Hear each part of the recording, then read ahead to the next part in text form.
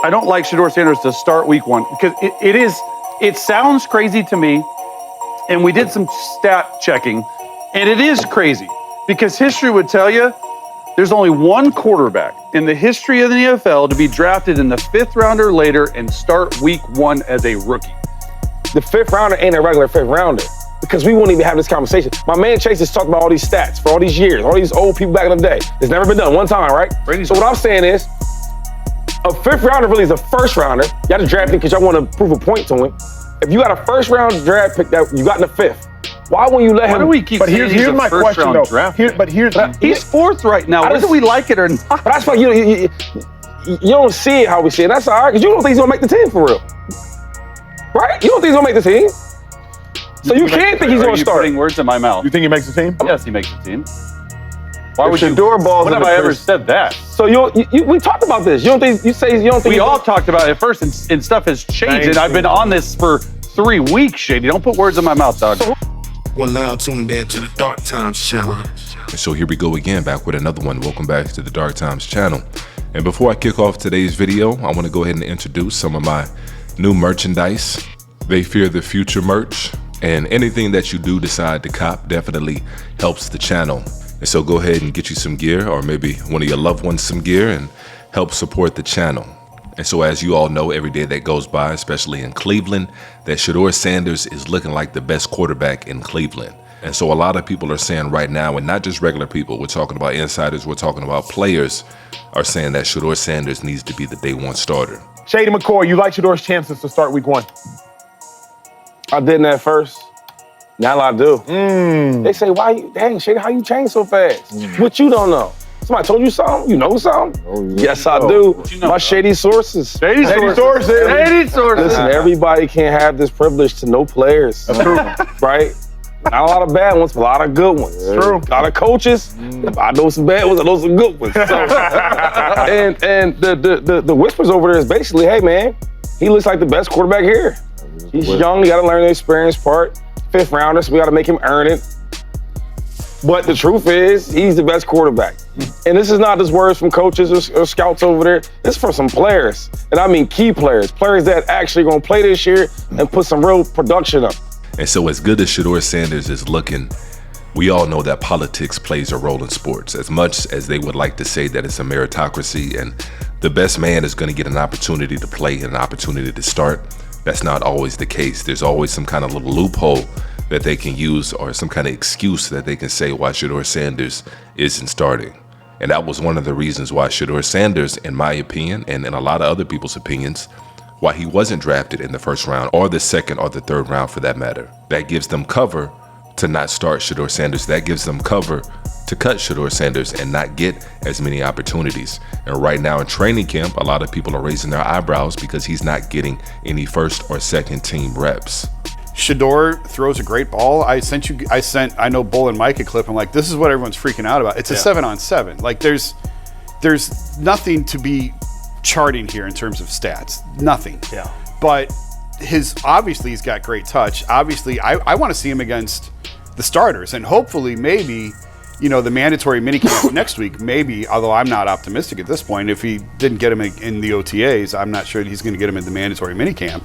From the media standpoint, from all the reports that you hear, to me, it sounds like Shedeur looks better than Dillon Gabriel. So why is it that Dillon Gabriel can take reps with the ones, but Shedeur can't? But you know what? The crazy thing is, when he was coming out and everybody was doing his draft profile, a lot of the people question, you know, his arm strength. And you see some of these passes that he's throwing. I mean, the arm strength looks fine to me. He's putting the ball in the spot where only his guys can get it. So his ball placement is really good. That's kind of how CJ Stroud was. It's not about whether or not I got the strongest arm. It's about putting the ball to where my guys can get it. Placement that he has and the command that he has, like, to me, he looks like he can be a really good quarterback in this league. It's unfortunate that they are really holding out for the media to be able to see that, because I guess, I don't know, maybe they want to control the narrative a little bit. I don't know. But at the end of the day, Jason's right. It's OTAs.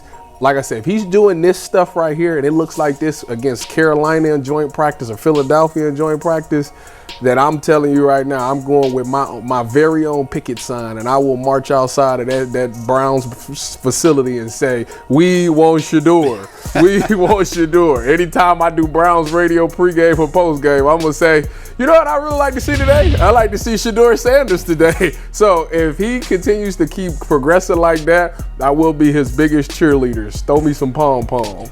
If Shedeur Sanders was drafted in the first round and he had went to the New York Giants, there wouldn't be anywhere close to the level of excitement that there is right now with Shedeur Sanders falling all the way to the 5th round getting drafted by the Cleveland Browns. We probably wouldn't be talking about Shedeur Sanders into the preseason if Shedeur Sanders had been drafted by the New York Giants, but he wasn't, and so now we're talking about him. Now he's a story. And so those of us that are dealing honestly when it comes to Shedeur Sanders don't view him as a 5th round pick. But you have a lot of people right now that are trying to put that box on him, that he's just a 5th round pick, but he's not just a 5th round pick. And I think it's very telling on the individuals that do view him as such. But for me, I do not like Shedeur Sanders' chances to start week 1. He hasn't even taken any first team reps yet. Oh, but for me, it's like, what makes Shedeur so much more special than those guys? Because you got a guy like Tom Brady, Brock Purdy, Tony Romo, Mark Bonnell, Mark Bolger, Matt Hasselbeck, Rich Gann. All these had really, they didn't start their week 1. And Chase Daniels was one of those ones early on that was talking about Shedeur Sanders possibly not making the team, and that Shedeur Sanders needed to stay focused and just be able to make the team. And for anybody that follows Shedeur Sanders like Shady McCoy, I'm sure he saw every Colorado game just like I did, knew that that was the least of Shedeur Sanders' concerns. The main concerns that we were concerned about when it came to Shedeur Sanders was he going to get a fair shot? Because if he got a fair shot, he should be the day 1 starter. But I'm glad Chase Daniels' opinion is being represented on the show. Whether or not he actually feels the way that he feels about Shedeur Sanders is irrelevant, because a lot of people do. And so the conversation needs to be had, and I'm glad that it's being had.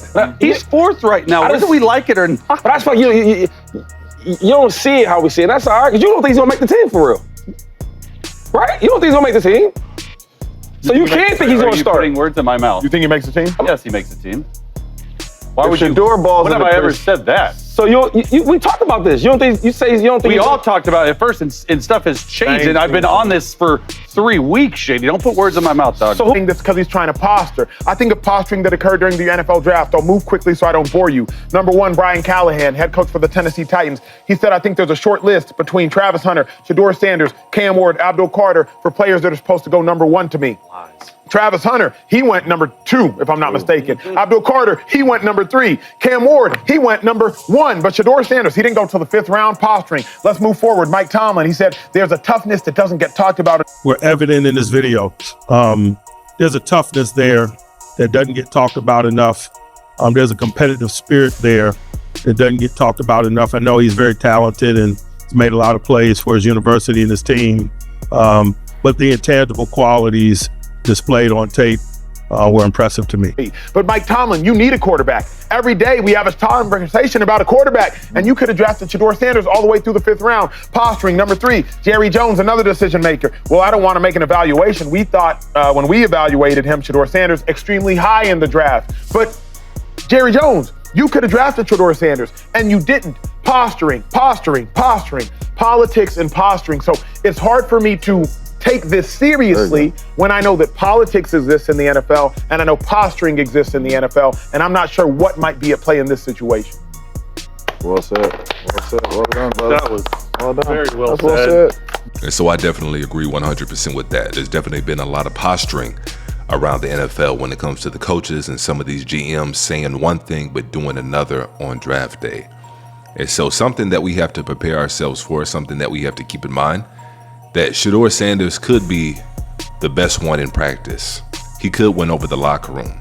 He could be the best man for the job, but something that we have to prepare ourselves for is Shedeur Sanders still not getting the starting job. There's a lot of factors that go into play. Politics definitely come into play when it comes to this situation. Number 1, you got a head coach that's already been there and done that when it comes to Joe Flacco. He's already won with Joe Flacco. He's been in the trenches with Joe Flacco. And number 2, you got a general manager that drafted Dillon Gabriel in the 3rd round. And so if they were to start Shedeur Sanders and he were to ball out, that means he would have wasted a 3rd round pick. And so that's a bad look for him in front of the entire NFL, because we all know that this was an owner's pick, allegedly. And so the only way, I won't say the only way, but probably the best chance that Shedeur has at starting is if the owner steps in. If it's close and Shedeur Sanders is doing what he needs to do in preseason, he's balling out against the 2s and the 3s because he's probably not going to get a chance to play against the starters. But if he's doing what he's supposed to do against the 2s and the 3s and it's close, I think the owner's going to have to step in order for Shedeur Sanders to be the day one starter. But that's my take on it anyways. Make sure you guys go ahead and hit the like button for me if you haven't done so already. And remember, go ahead and check out some of that merchandise as well. And as usual, peace, chaos.